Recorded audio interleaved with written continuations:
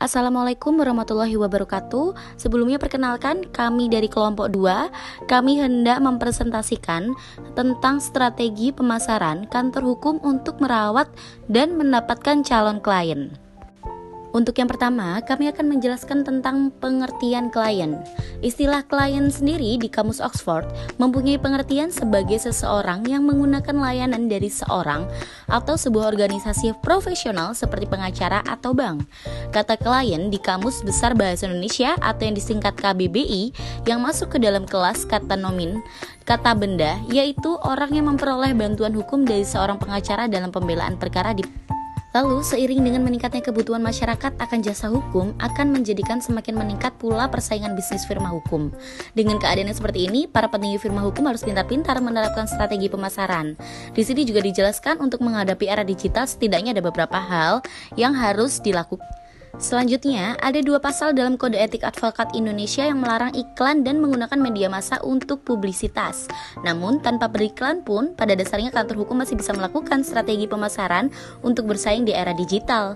Namun, tidak ada penjelasan lebih lanjut mengenai kriteria iklan yang dilarang itu. Selanjutnya adalah hak-hak seorang advokat atau konsultan hukum, yaitu hak kebebasan, hak imunitas, hak meminta informasi, hak ingkar, hak untuk menjalankan praktik peradilan, serta hak berkedudukan sama dengan penegak hukum lain.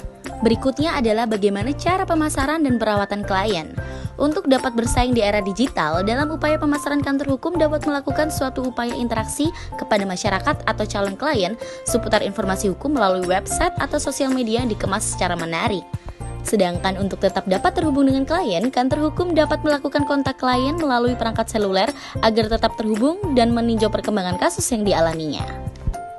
Pemasaran konten untuk firma hukum mendatangkan 55% lebih banyak pengunjung ke situs web Anda dan 67% lebih banyak prospek.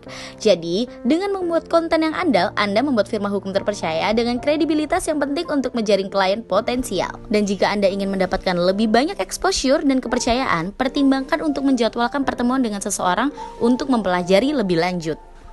Dan yang paling terakhir, tujuan yang dicapai oleh kantor hukum sendiri ada 2. Yang pertama, memberikan solusi praktis terhadap setiap permasalahan yang dihadapi oleh klien dengan mengenali dan memahami persoalan kasus yang menjadi perhatian masing-masing.